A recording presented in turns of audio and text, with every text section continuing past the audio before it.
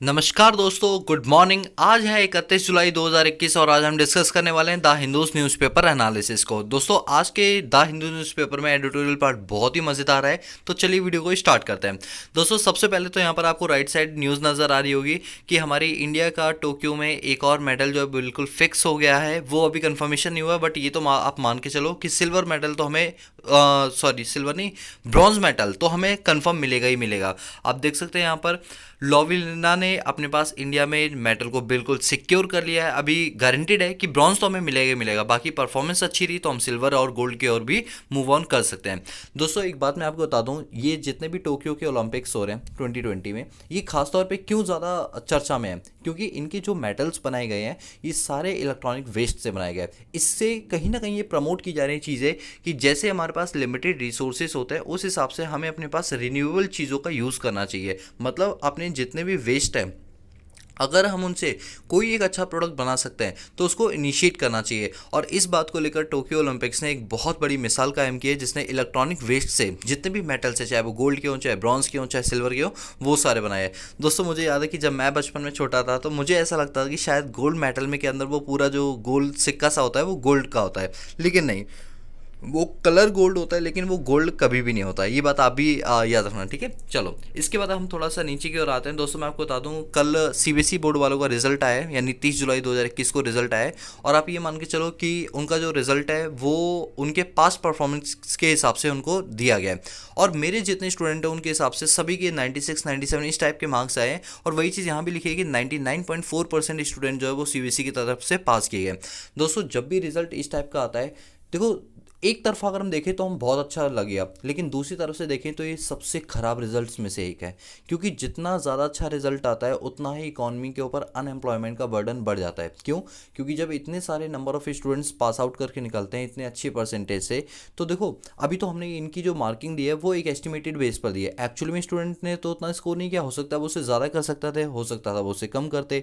तो ऐसे में जो एस्टिमेटेड डेटा के हिसाब से इनको मार्क्स दिए गए हैं, दोस्तों मैं बता दूं कि आगे जाके जब ये कॉलेज में एडमिशन लेने के लिए आए तो इतनी ज़्यादा हाई कट ऑफ होगी कि जिनके 80% 85 या 90 भी है उनका कॉलेज में एडमिशन ही नहीं हो पाएगा, क्योंकि कट ऑफ बहुत ज़्यादा हाई जाएगी। इसके बाद इतने सारे बच्चे जब इतने अच्छे पास मार्किंग से निकलेंगे तो इंडस्ट्रीज़ वालों की एक्सपेक्टेशन होगी कि इनके अंदर काबिलियत भी उस लेवल की होनी चाहिए। जबकि आप जानते हो मार्क्स जो है वो एक्सपेक्टेड दिए गए हैं, जबकि काबिलियत 2 सालों के अंदर क्या होगी आप खुद भी जानते हो। मतलब प्लीज़, अगर क्लास 12th वाले देख रहे हो तो इस चीज़ को बुरा नहीं मानना, बट मैं वो चीज़ बता रहा हूँ जो रियलिटी है इस टाइम पर। तो मुझे लगता है कि इतनी ज़्यादा पासिंग परसेंटेज जो है वो इकॉनमी के लिए खतरा बन सकती है। ये आने वाले टाइम के अंदर, यानी लॉन्ग टर्म विजन अगर हम देखते हैं तो पता चलेगा कि इससे इकॉनमी के अंदर बहुत ज़्यादा अनएम्प्लॉयमेंट बढ़ने वाली है। चलिए देखते हैं फिलहाल आगे क्या होगा। यहाँ पर अगर हम बात करें पंजाब के, तो पंजाब के ऑफिशियल्स के डेटा के हिसाब से और रियलिटी में 3 गुना ज़्यादा का फर्क आ रहा है। यानी पंजाब में अगर बोलते हैं 100 डेथ हुई कोविड-19 से, तो रियलिटी में वो डेथ 300 नंबर्स पीपल्स की होती है। दोस्तों, ये सिर्फ पंजाब की बात नहीं है, तो मैं कहूँगा पूरी इंडिया में यही हुआ है कि कोविड-19 के डेथ का डेटा जो है वो छुपाया गया है, जिससे कि इंटरनेशनल लेवल पे इंडिया की बेइज्जती ना हो। चलो ठीक है, गवर्नमेंट का भी करना ठीक है, लेकिन एटलीस्ट सच्चाई का साथ दें, जो है वो है। मतलब इस टाइप की आपके अंदर स्प्रिट होनी चाहिए। अब यहाँ पर ये देखो, वही बात लिखी है, 99.84% class 12th student clear CBSE exam in Delhi. तो ये कट ऑफ है। अब आप सोच कर चलो, जब आपकी परसेंटेज इतनी अच्छी है तो ड्यू की कट ऑफ भी कैसी आएगी? 99%, 100%, 98%, इससे नीचे नहीं जाएगी। जिसकी वजह से जो बाकी बच्चे जो 90 पर अटक गए हैं उनका मोरल डाउन होगा कि वो सोचेंगे कि 90% लाने के बावजूद भी हमारा एडमिशन नहीं हो रहा, तो हम लाइफ में कुछ नहीं कर सकते हैं। मतलब ऐसे बच्चों का, जो मिडल वाले होते हैं ना, इनको इनका मोरल बहुत ज़्यादा डाउन होता है। तो मैं मानता हूँ कि मेरे हिसाब से जो रिजल्ट है वो अच्छा नहीं है, भले ही 99 पॉइंट हो, लेकिन मेरे हिसाब से मैं इस रिजल्ट को अच्छा रिजल्ट नहीं मानता। आई एम रियली सॉरी अगर कोई 12th क्लास का स्टूडेंट इसको देख रहा हो, तो बात जो सच है वो मैं आपको बता रहा हूँ। इसके बाद अगर हम यहाँ पर आगे चलते हैं तो यहाँ तो अभी ऐसा कुछ भी बताने लायक नहीं है एग्जाम प्रोस्पेक्टिव से। यहाँ पे केरला के बारे में दिया गया है, यहाँ भी कुछ ऐसा आपको नहीं करना। इसके बाद थोड़ा सा हम आगे चलते हैं। दोस्तों, अब मैं आपको एक बात बताता हूँ कि आप जानते हो जैसे जीएसटी एक्ट 2017 में आया था, बट क्या होता है इसमें मेजर चेंजेस लाए जाते हैं कभी कभी, जैसे कहते हैं ना, बदलते मौसम के अनुसार हमें भी बदलना पड़ता है। ठीक वैसे ही जीएसटी काउंसिल की मीटिंग होती है। अब जीएसटी काउंसिल की मीटिंग में क्या डिसाइड किया जाता है कि जिस हिसाब से हमारी एनवायरनमेंट बदल रहा है, बिजनेस एनवायरनमेंट बदल रहा है, उस हिसाब से जीएसटी के मैकेनिज्म को भी हमें थोड़ा थोड़ा क्या करना पड़ेगा, चेंज करना पड़ेगा। जिस बात को लेकर अभी एक बिल पास किया गया, देखते हैं अब इसमें वो अमेंडमेंट हो पाएगी या नहीं हो पाएगी। इसके बाद अब हम आगे चलते हैं। यहाँ पर यहाँ तो ऐसा कुछ आपको बताने लायक नहीं है।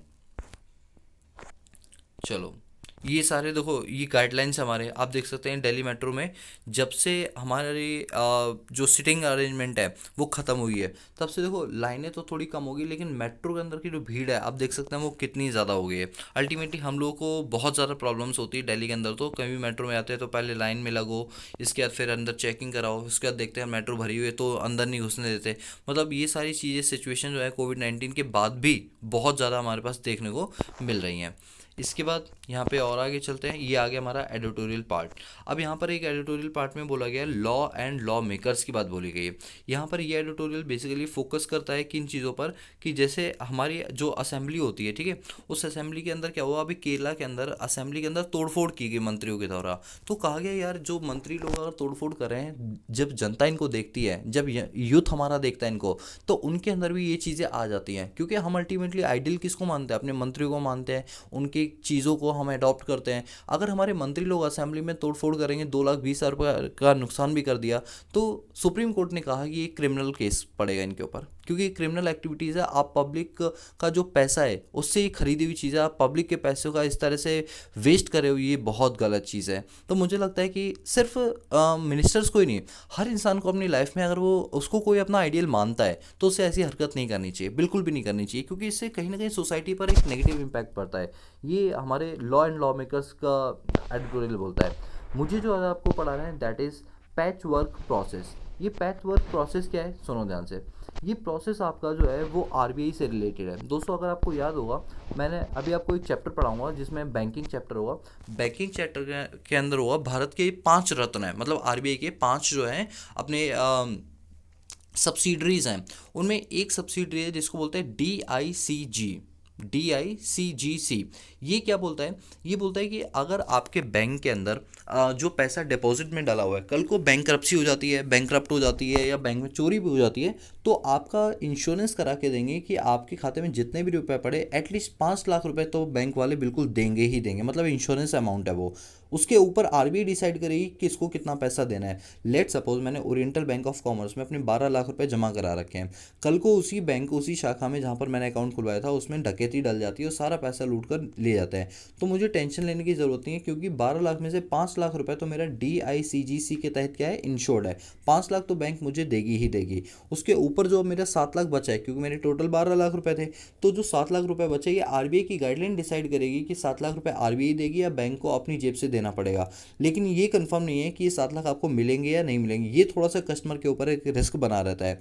अब क्या आपने पीएमसी का घोटाला सुना होगा, ठीक है ना, Punjab and Maharashtra corporation bank. ऐसे कई सारी बैंक्स हैं जो ये क्या करती हैं, जब इनके पास फाइनेंशियल क्रंच चल रहा होता है, ये बैंक एक लिमिट जारी कर देती है कि एक पर्सन एक हफ्ते में या एक महीने में सिर्फ इतना ही पैसा विड्रॉ कर सकता है। यानी मेरा ही पैसा और मेरे ऊपर तुम लिमिट लगा रहे हो कि तुम इससे ज़्यादा नहीं निकाल सकते। आपको लग रहा है ना ये गलत चीज़ है? हाँ दोस्तों, ये बिल्कुल गलत चीज़ है, लेकिन आरबीआई इसमें ज़्यादा कुछ नहीं कर पाती है। आरबीआई कहती है अभी लिक्विडिटी क्रंच चल रहा है, तो अगर ये ऐसे रूल्स बना रही है तो प्लीज़ लोगों को कॉपरेट करना चाहिए इनके साथ।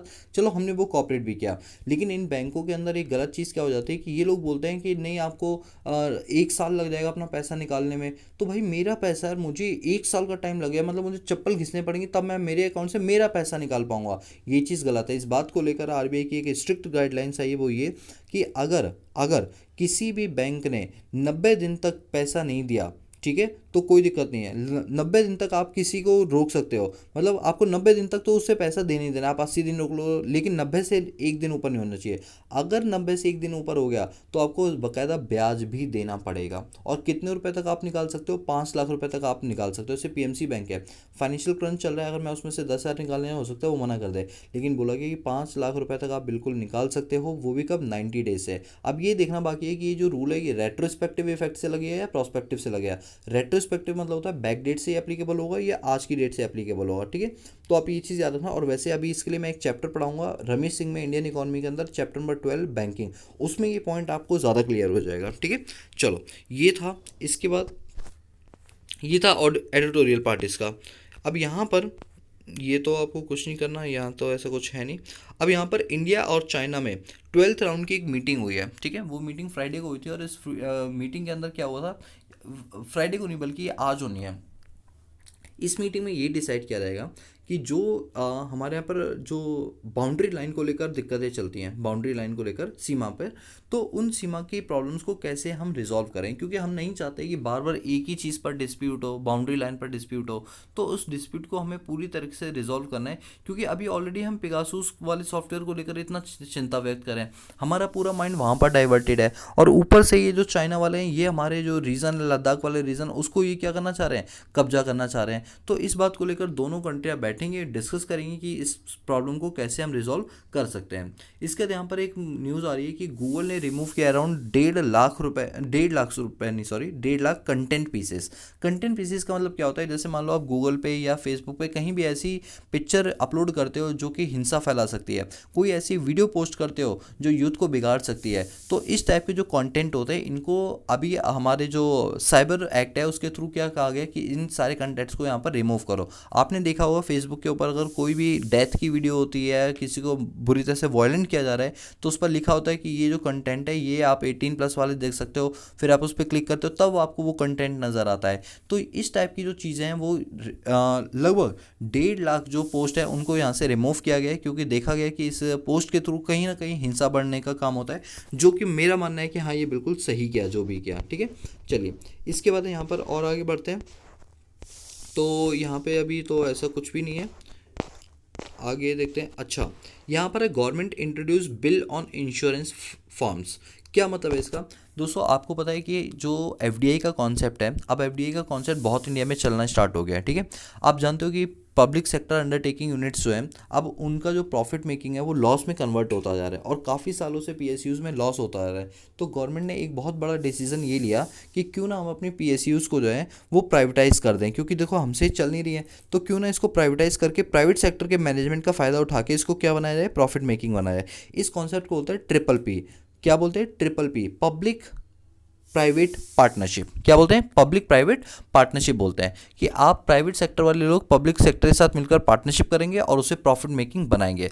एक तो ये तरीका होता है। एक तरीका ये होता है कि फॉरेन के पर्सन को बोल दो कि अगर आप हमारे इस सेक्टर में मोर देन 10% पैसा लगाना चाहते हो, यस बिल्कुल लगा सकते हो। इस कंसेप्ट को बोलते हैं एफडीआई। और अगर 10% से कम लगाना चाहते हो इसको बोलते हैं एफपीआई।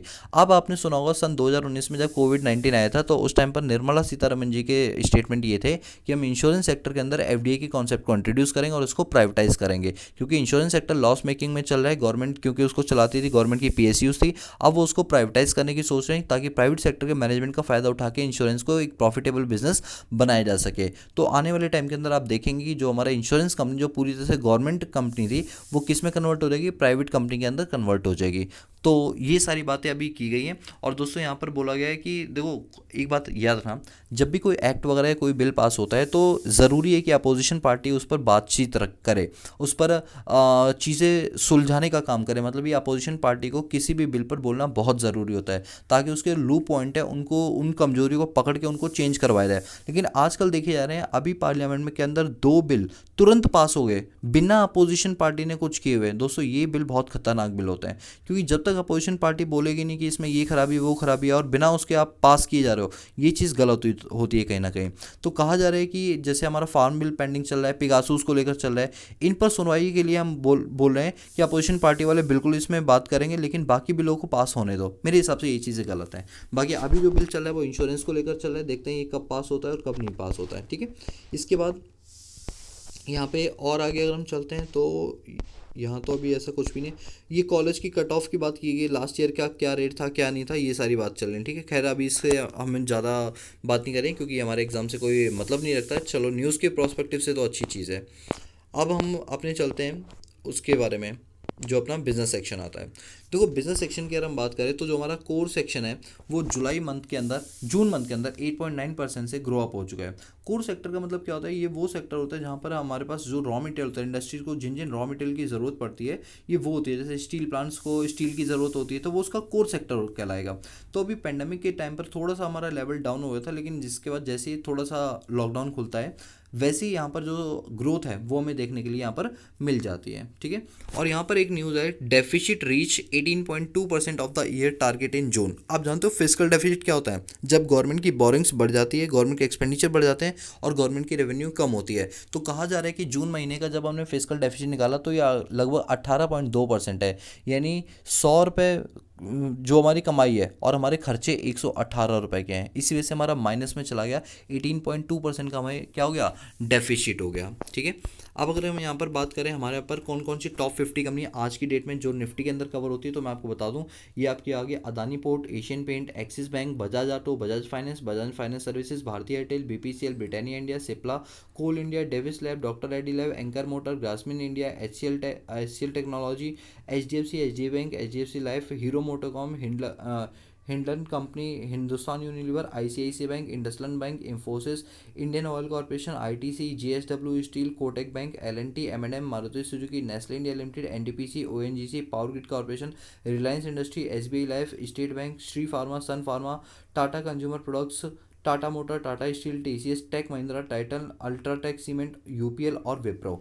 ये हमारी टॉप 50 कंपनी है। और अगर मैं टॉप 30 कंपनी के शेयर का एवरेज प्राइस निकालता हूँ उसको क्या बोलते हैं, सेंसेक्स बोलते हैं। ठीक है, और अगर मैं एक्सचेंज रेट की बात करें तो मैं फिर से रिपीट कर दूँ कि हमारे यहाँ पर आईएमएफ जब लोन देता है तो वो किस में देता है, एचडीआर में देता है, स्पेशल ड्राइंग राइट में देता है। आप बता सकते हो उसके अंदर कौन कौन सी 5 बास्केट ऑफ करेंसीज आती हैं? सबसे पहला डॉलर, यूरो, पाउंड, जैपनीज येन और चाइनीज रेमेगनी, और चाइनीज का युआन भी बोल सकते हो आप। ठीक है, और वही यहाँ पर ये उसके बाइंग रेट और सेलिंग रेट आपको यहाँ पर दे रखे हैं। ठीक है, इसके बाद अगर हम एमएसएमई की बात करें तो कहा गया कि एमएसएमई के अंदर हमें बहुत सारे रिफॉर्म करने हैं। दोस्तों मैं आपको बता दूं एमएसएमई की फुल फॉर्म होती है micro small and medium enterprise. ये चीज़ें मैंने आपको बता भी रखी हैं। आप मुझे बता सकते हो कि माइक्रो की क्या लिमिट है, स्मॉल की क्या लिमिट है और मीडियम की क्या लिमिट है, किन को हम ये चीज़ें बोलते हैं। आज की डेट में कहा गया कि हमारे यहाँ पर 90% इंडस्ट्रीज़ जो हैं वो micro small and medium enterprise है, सिर्फ 10% इंडस्ट्रीज जो बड़ी बड़ी इंडस्ट्रीज़ हैं। तो अब सोच के देखो कि अगर हमने एमएसएमई की ओर ध्यान नहीं दिया तो 90% हमारी इंडस्ट्रीज बर्बाद हो सकती हैं। इसी वजह से गवर्नमेंट एमएसएमई को बढ़ाने के लिए इनकी लिमिट्स को बार बार बढ़ाती रहती है। आपको याद होगा कोविड-19 के केस में निर्मला सीतारमण जी जो हमारी फाइनेंस मिनिस्टर है उन्होंने इसकी लिमिट को इन्हांस करके मैक्सिमम लोगों को एमएसएमई के अंदर कवर किया गया था। अब एमएसएमई में अगर आप कवर होते हो तो फ़ायदा क्या होता है, बैंक से लोन लेने के लिए तो आपका रेट ऑफ इंटरेस्ट कम कर दिया जाता है, कोलेट्रल आपको उतना ज़्यादा देने की ज़रूरत नहीं पड़ती है, कल को आपको फाइनेंस की ज़रूरत होगी तो बैंक आपको फुल्ली सपोर्ट कर दिए क्योंकि आप छोटे व्यापारी हो और छोटे व्यापारियों को ध्यान रखना गवर्नमेंट की बहुत बड़ी रिस्पॉन्सिबिलिटी बनती है। तो वही यहाँ पर बोला गया है कि यहाँ पर जो हमारे नीति आयोग के वाइस चेयरमैन है राजीव कुमार, उन्होंने फ्राइडे को बोला कि एमएसएमई सेक्टर के अंदर अभी गवर्नमेंट को बहुत सारी चीज़ें करनी है जिससे कि एमएसएमई सेक्टर को और ज़्यादा सुधारा जा सके, जिसके लिए उन्होंने आरबीआई से और भी कई सारी एजेंसीज हैं उनसे मदद मांगने की कोशिश की है कि वो अपने अपने लेवल पे जो काम कर सकते हैं प्लीज़ करें ताकि एमएसएमई सेक्टर को हम बढ़ा सकें। कोविड-19 के केस में हमारी बहुत सारी इंडस्ट्रीज जो हैं वो डाउनफॉल में चल रही हैं, तो ऐसे में उनके रिवाइवल के लिए हमें उनको सपोर्ट करना बहुत ज़्यादा ज़रूरी है। तो आई होप कि आपको ये सारी चीज़ें समझ में आ गई होंगी। तो आज के हिंदू न्यूज़पेपर के एनालिसिस में इतना ही, बाकी मिलते हैं नेक्स्ट वीडियो लेक्चर सीरीज़ के अंदर। तब तक के लिए बने रहना हमारे साथ, तब तक के लिए पीस आउट।